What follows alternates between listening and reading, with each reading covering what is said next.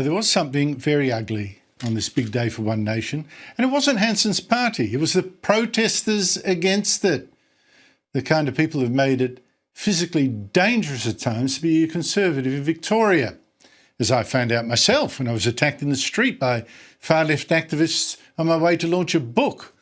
Although I must say the activists who jumped me found out that that was dangerous too.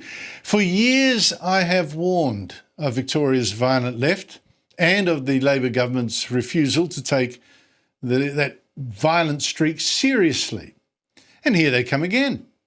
A group calling itself the Coalition Against Racism and Fascism organised another Anti-Hanson protest at a Meet the Candidates event in Melbourne that's going on right now. And I've got to say, this group has formed. It openly says it wants to challenge the growth of the far right early, to directly confront them in the street and prevent them from controlling public space. Now, confronting the public in the street and the public spaces sounds violent, and of course it is. I mean, last October, the same group organised a street battle against the March for Australia, and many there attacked police, pelted them with rocks, sending 2 to hospital, attacked police cars as well. And this wasn't some, random brain spasm violence, as we soon learned. Weeks earlier, the Campaign Against Racism and Fascism group held a meeting at the University of Melbourne. Protesters were told to be militant and be aggressive. A strategy on a slideshow suggested to use bricks to throw at a cop. And that meeting was held at Melbourne University. I mean, shame on it in Victoria. Now, this coalition says that speaker, it was just a guest speaker, it wasn't us, yeah, right. Yeah.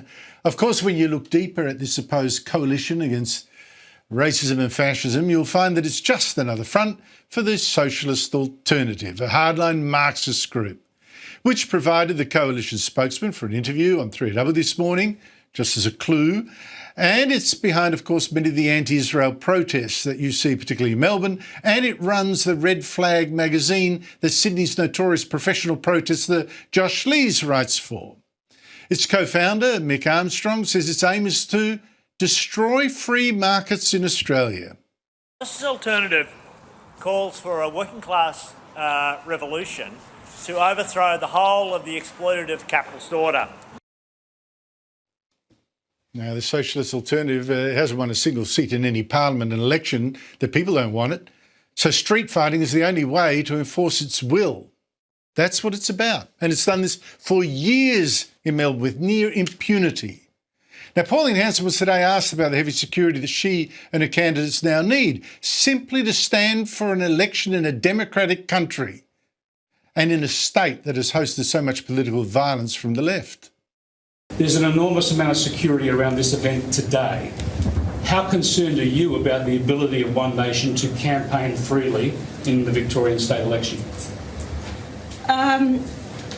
Look, you're saying myself personally or our candidates? And for your candidates. It is, Chris, it is going to be tough, but there's still a lot of support out there. People want to see us. And these people, they understand what it's like out in the streets, and I'm sure they've received a lot of support from their family and friends. If they thought it was, too dangerous to put up your hand, it tells you more so what the state is like.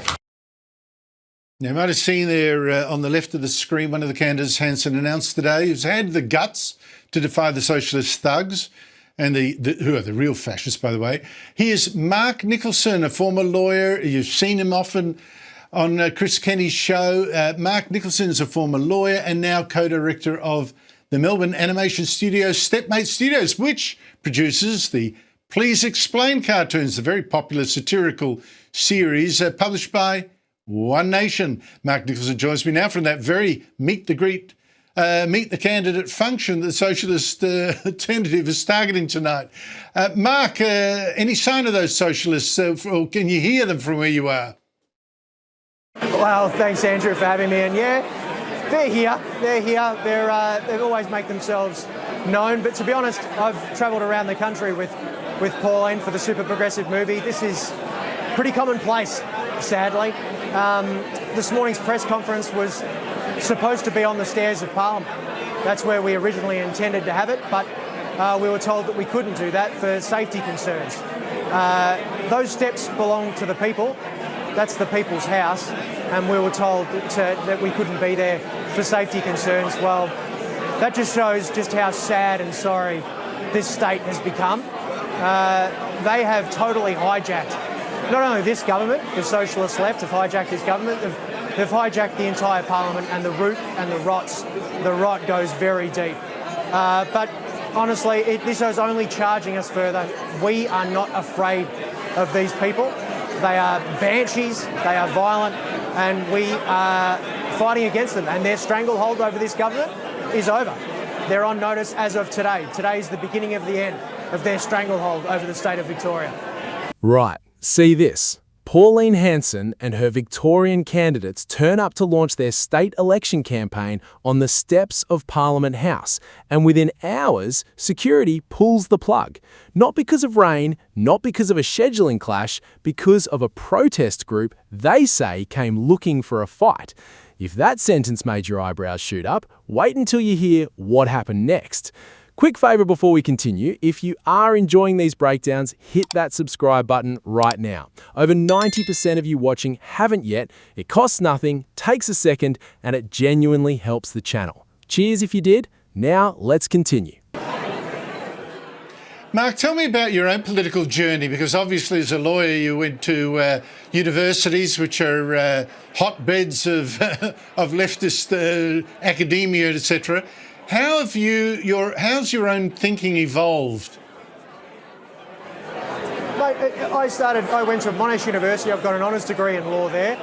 I was indoctrinated, like everyone else was, to be progressive when I was there, and then I entered the real world. As a criminal lawyer, I stood in courtrooms where I saw criminals not treated as criminals. They were treated as patients, and they were patted on their head and told that they were sick. I saw the beginning of the end. I was at the Department of Justice when Rob Hulls was there. I saw the beginning of the end of the criminal justice system. And then you slowly open your eyes. I started a small business. I've experienced what it's like to have government pushing down on you, stopping you from employing people and growing. I've had Screen Australia, I've had institutions trying to tell me that this industry is not for me. And then, of course, I found my home with One Nation. But really what's enlightened me is that I've seen that these are real people. Pauline Hanson is the real deal, and every decision she makes is in the best interests of Australia. That's the most important policy of all, is that you can act in the best interests of Australia, and that's what we intend to do here, is act in the best interests of Victoria at all times. What do you think One Nation's chances are realistically in Victoria, given the latest news poll shows that there One Nation is just 19% of the vote? Honestly, mate, that is just the beginning. We only started hitting the hustings as of today. I think 19% is just the very bottom. Other than the small vocal minority that's banging their drums out the front there, I really do think we could win 100% of the vote, 98% of the vote then, because we're coming out with common sense policies, mate. We are delivering 3 key promises to the state of Victoria. We are going to restore prosperity. We're going to get rid of this ridiculous government spending. We're going to restore safety back into the state so people can walk around the streets once again. And we are going to restore trust in government by being truly accountable. We're real people. This is a revolution. This is a movement. 19%, that's the bottom, mate. We're only just beginning. And yet, you know, the candidates, I thought there were a couple of good ones there, yourself included, but no political experience, zero political experience with any of the people that stood with Pauline Hanson saying, well, you know, this is the alternative government. How's that supposed to work? Well, mate, if the current class of politicians that I'm seeing in the Victorian Parliament are supposed to know what they're doing, well, we're in a very sad, sad place. Representative democracy is all about people stepping up. Every single candidate that's been up there, myself included, has been put through the ringer and made sure that every decision we make will be in the best interests of Victoria. At the end of the day, that's the only characteristic that matters. And if, honestly, mate, if these are the people that apparently know what they're doing, let's give someone else that doesn't know what they're doing a chance for once. Come on. This is what it's all about. Mark my words, we'll be back on the stairs of Parliament. On the 28th of November, we'll be back on those stairs, but we'll be going inside. So here's the scene. One Nation's Meet the Candidates event in Melbourne gets swarmed by a group calling itself the Coalition Against Racism and Fascism. Upper House candidate Mark Nicholson, sitting down with Andrew Bolt afterwards, did not hold back. He described the protesters as militant and dangerous and pointed to earlier clashes near the March for Australia rallies as proof of a pattern.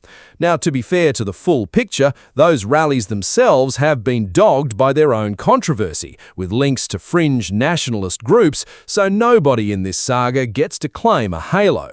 But Nicholson's argument was specific. He alleges the protest movement isn't grassroots at all, but organised muscle connected to Socialist Alternative, right down to university meetings he says encouraged aggressive tactics against police.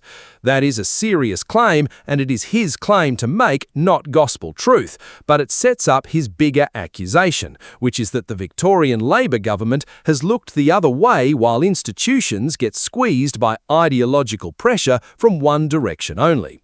Now, here is where it gets personal. Nicholson is not some career politician. He's a former criminal lawyer who says he watched offenders get treated like patients instead of people accountable for their actions, then ran a small business and got a masterclass in red tape.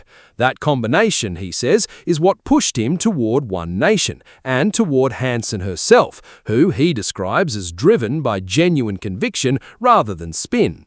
So what is One Nation actually promising Victorians? 3 things, in Nicholson's words: restore prosperity by reining in government spending, restore safety so people feel comfortable walking their own streets, and restore trust through plain old accountability. Whether you buy the pitch or not, the party is polling well above where commentators expected, and Nicholson insists that number is a floor, not a ceiling. And that steps moment, he promised Bolt they would be back on the 28th of November, not to protest this time, to walk in as elected members.